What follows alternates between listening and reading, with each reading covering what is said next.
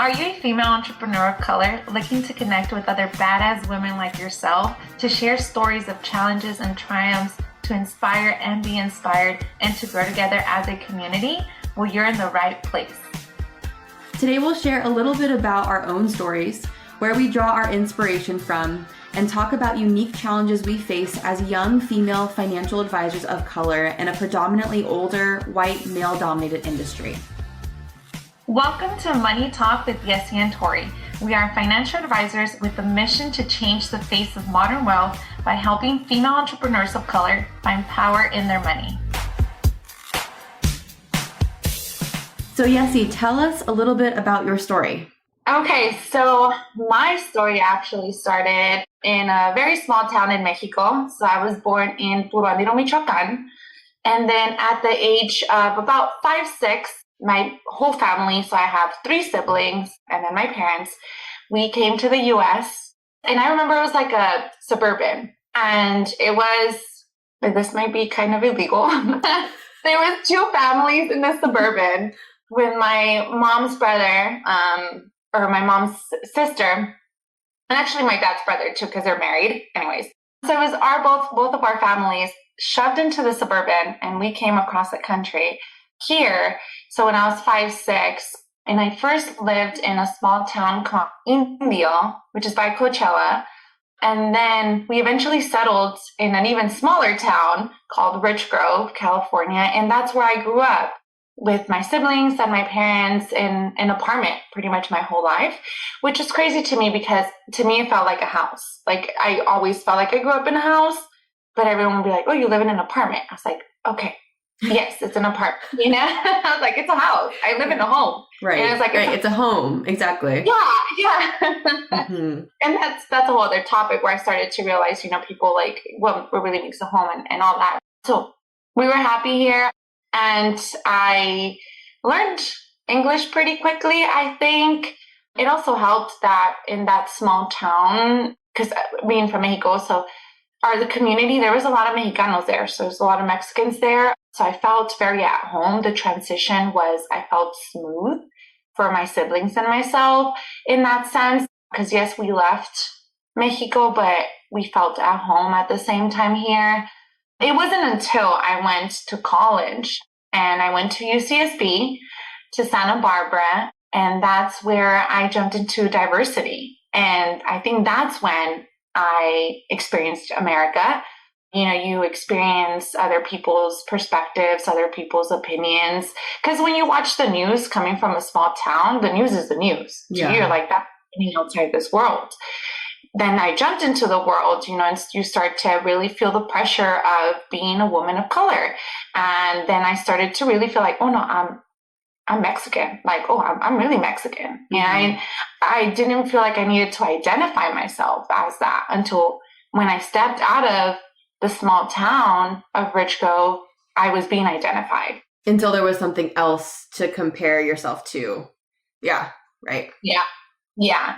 And then I started to feel like the minority. Mm-hmm. Like, then I was like, wow, the news is real. Like, this is real. Yeah. And then, you start to hear comments and being told the comments, not just watching them on the news and hearing it from other people, but it becoming a part of your story.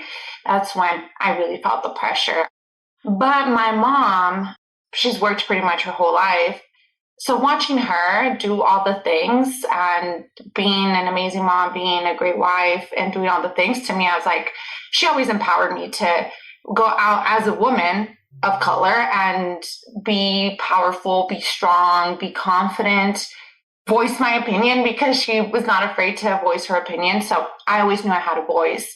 And then finding myself in finances, us doing what we do, I can't believe that I've had the courage to now not only have a voice and power my voice, but financial power in my voice. Mm-hmm.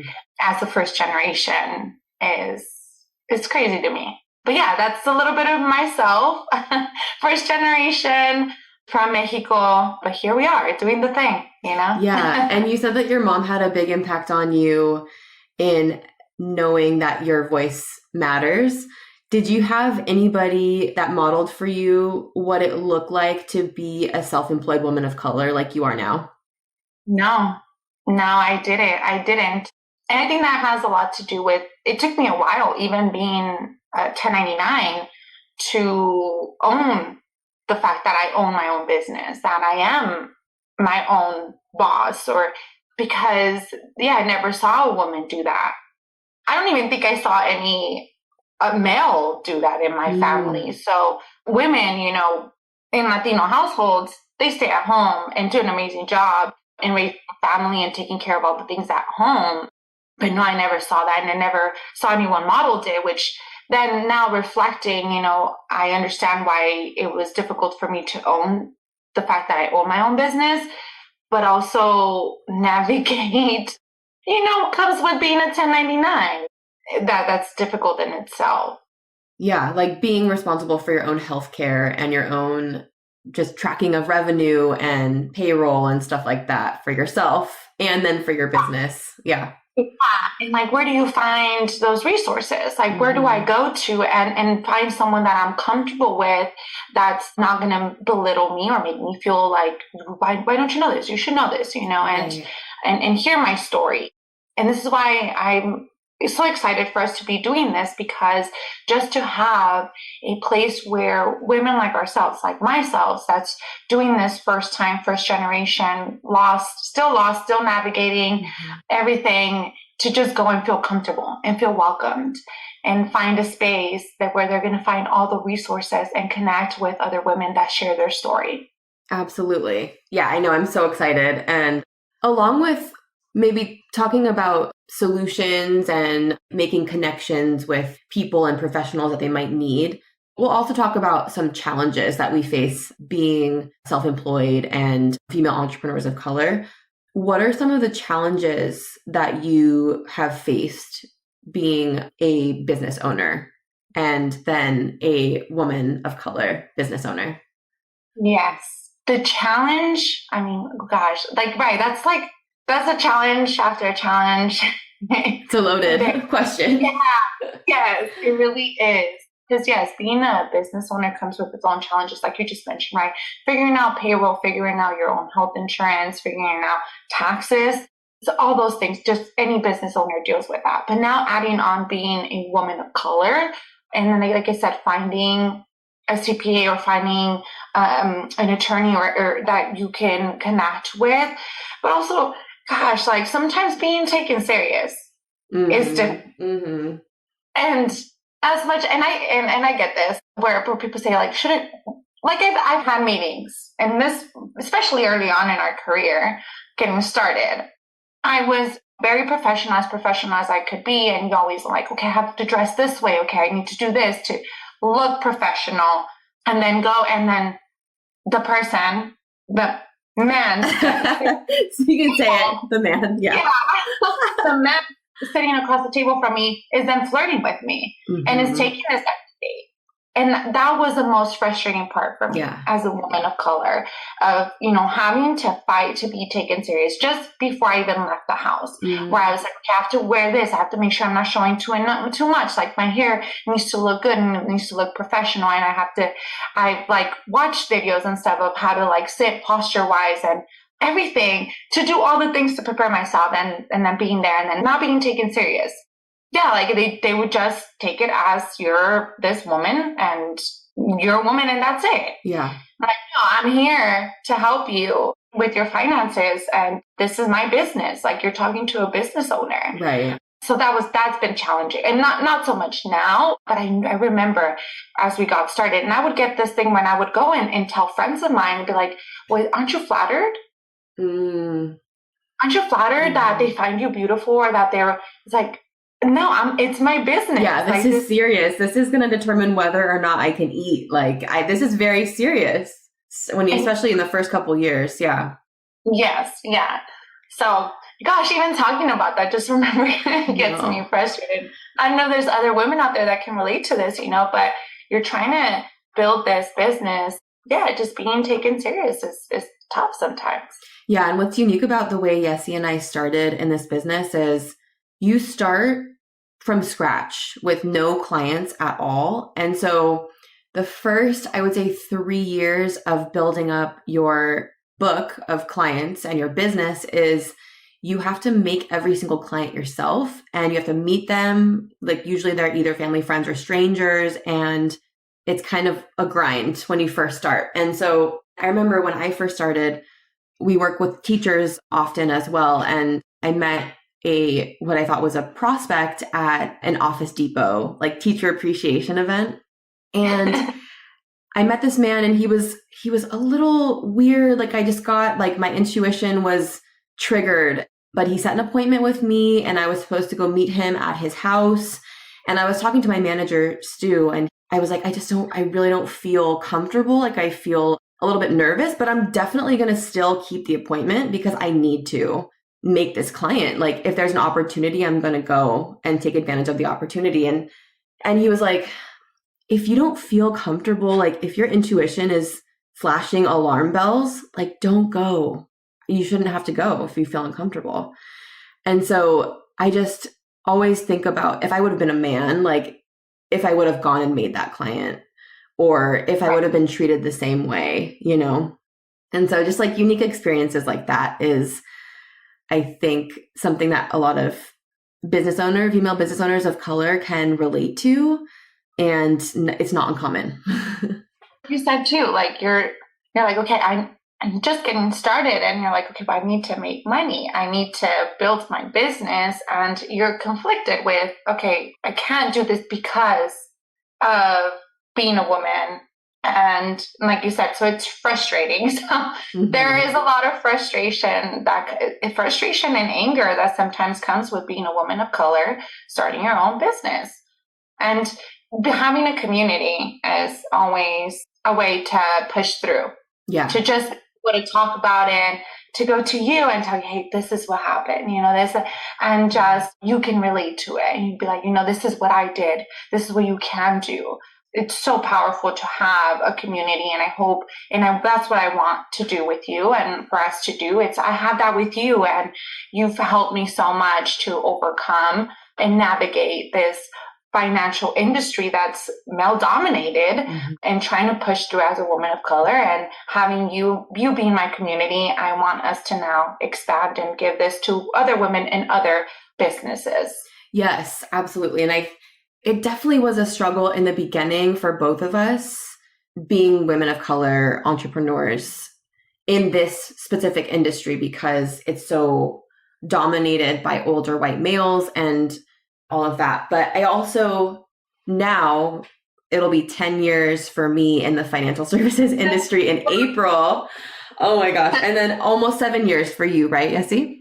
Yes. Yeah, I'm going for 7. Yeah. And I've seen, although it was a struggle in the beginning, I've seen that what perspective we offer being female entrepreneurs of color and being able to relate to that demographic is unique, in that we can relate to women entrepreneurs who are people of color in a unique way that maybe like older white men who are typically financial advisors cannot. Like there's that level foundation of empathy that we have with the clients that we work with. And I'd say that that's one of the most important things when it comes to building a relationship, especially building a relationship with your financial advisor, because you want your financial advisor to understand you and listen to you and your goals. And your goals might be unique from somebody else who might look different. So yeah. So I guess we'll move on to mine. Yes. And I always love to hear all the things that you've done. So tell us a little bit about your story and how you're here. Yeah, so I grew up in Whittier. It's a suburb in East LA, actually on the border of LA and Orange County. And I have a sister. My mom and dad are in the public service sector. So my mom is a teacher. She's been a teacher for probably about almost 30 years in total. She was part-time in the beginning, and then she took a couple years off in the middle to help us through high school, which was very helpful. And then my dad he's retired now. but he was a firefighter for 10 years for LA City Fire Department. And then he was a fire inspector in the legal unit for 26 years. So total, he had 36 years with the LA City Fire Department. And so I just, throughout my life, I just saw how important it was for them to work hard and give back to the communities that they served. And they did make good money, like they have good pensions and they were there for so long and they put in their years. They love to travel. They love to spoil their kids and grandkids and take trips and celebrate things and just like live life. And they did a really good job building that life. And I just want people like them who dedicate their lives to public service and giving back to their community to be able to make each of their hard-earned dollars have the biggest impact on their life and then on their kids and generations to come. It's easy, like we know it's easy to blow through money and not think twice about it, but I want to help people just like be intentional with each dollar that they make. So that's like how, I guess, what inspired me to get into financial services and why I've been doing it for almost 10 years. And so I'm excited that we'll be helping female entrepreneurs of color specifically with their personal and business goals. And a little side note about also how like intentionality and wellness also plays a part in how I work with clients is I am a yoga teacher and have been teaching yoga for actually about 2 years now. Yeah. And just over. Probably like the best yogi out there. Like, if you are out there listening and you've attended her sessions, oh my gosh, the best. The best. Thank you. Yeah. It's been so fun. Just, that like mind body connection, finding power in your breathing and just being present and moving your body with intention, I think has such a big impact on your wellness and your mind and your physical body. So I've drawn a lot of that practice into my business and working with clients on their personal and business goals, not bring like a lot of judgment into their past and how they've worked in the past with their own money, because there's so much to money than just money, like just what it can buy. It's about like your relationship to money growing up. Do you feel shame around money? Are you a good saver? Are you a bad saver? Are you a good spender? Are you a bad spender? There's so much more to just that binary of good and bad, right? So just guiding them through like not making judgments about what they did in their past to survive often, and taking what they have now, like maybe income that they are making now, and making sure that each dollar that they make now in the future is intentional, like starting from where they are now. Yeah. Yeah. Yeah, no, that's really, really important. And now growing up, and I know you mentioned, your mom and your dad, which they're two amazing human beings. But did you have anybody that modeled for you what it looked like to be a self-employed woman of color? So I guess nobody around me was necessarily self-employed, but I think of my grandmas when I think of women who were pretty progressive during their time. Like my mom's mom, Mama Angie, she came to the US when she was in her early 30s after having had 6 kids as a nurse, and was a nurse in Chicago and Kentucky for, I think, about 2 years, not having seen her kids for 2 years, working, sending money back to the Philippines to ultimately work to bring the kids and the family over to the US, which she ended up doing 2 years later after having battled through breast cancer on her own in the US. And so her belief in herself and her own agency to like have the courage to go to a country where she didn't speak. I mean, she did speak English pretty fluently, but she had a pretty thick accent. The culture was different in Chicago and Illinois than in Cebu in the Philippines, the city that she came from. And so I just really admire the belief that she had in herself that she would be able to come and work as a nurse and then ultimately bring her family of 6 kids and her husband over to the US and start a life here that would change her kids' futures and generations to follow, all of their futures.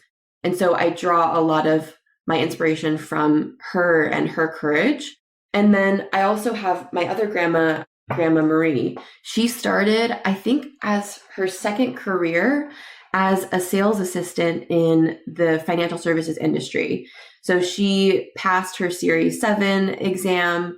And always, when I was younger, she would always talk about stocks and bonds and mutual funds and like how important and cool they were. And so she was like all up in the industry, and I had no idea what she was talking about, but she was just so excited, and she had the best working relationships with a lot of males at the time surrounded her because she was in that industry in, I think, was it the 70s and 80s that she was in the industry? But just being able to play a significant role in a financial services firm inspired me to also, like, why not? Like, why can't I do the same thing? So I think just the belief in them, their belief in themselves inspired belief in me to, like, why not me? Like, if anybody else can do it, like, why not me? Right. Yeah. And I mean, we talk about the challenges that we faced in the years that we've been in the industry. I can't even imagine the challenges that she faced. Yes. In the 70s and 80s. Exactly. Yeah. Mm-hmm. Yeah. Stories that she might have not even shared, things that she had to carry with herself. Gosh, yeah. So going into that, I know we talked about the challenge that you faced with Home Depot. Was it Home Depot? It was Home Depot, right? It was Office Depot. Office Depot, the guy from Office Depot. But were there any other challenges that you recall in the past 10 years that you faced as a woman of color navigating self-employment and financial service? Yeah, I think I guess I was pretty lucky in that in the Los Angeles office where I started, there were other women that came before me that were successful financial advisors that I was able to see. And they were young as well. Like Arlene, she's Armenian and young woman. She definitely mentored me early on. And she's super fancy with her beautiful clothes and she loves to travel. She takes trips. And so I was like, dang, Arlene is so cool. I want to be able to build a successful business like her. And then Kristen, she is also half Mexican, half white, and she was able to build, she's one of the managers, and she was able to build her business and then become a manager of the Los Angeles office. So those two kind of like modeled for me what I thought could be possible for myself too. And so I did have that diversity within my colleagues when I first started in the business. But I mean, I think just meeting with clients, and I think I started coming from a place of scarcity often in my early career because things were pretty scarce. Like throughout our training program, we got a base salary, but then once you pass, I think it's like 6 months or so, you no longer have that base salary and you're on your own. So like every sale that you make is what your income is going to be for the next couple weeks. And so I think that came across in some of my meetings. And I think just switching that mindset and having learned a lot from just experience in the industry and different ways to relate to people. And I think like my yoga practice helped a lot with coming from a place of abundance and service in conversations with clients. I think early on when I was making recommendations and there was a husband and wife often that I would be meeting with, sometimes my recommendations would be second guessed or challenged by the husband. And and oftentimes, like if I was just meeting with the wife in heterosexual relationships, if I was meeting with the wife, like sometimes an objection or like a scapegoat for her would be like, oh, I have to check with my husband, or like, oh no, my husband doesn't want to do that, or, and so that was really frustrating to me early on because the woman often wouldn't take on the power, or make decisions from a place of power. And so that, I would say that in the beginning was a little bit more frustrating. Yeah. Oh, and I totally relate to that. It's crazy because, like, as you're saying that, like, I'm recalling moments I was in that situation. And it is extremely frustrating, and you just trying, again, second, when someone, just because it's coming from, and it would be frustrating too when I would go with a manager.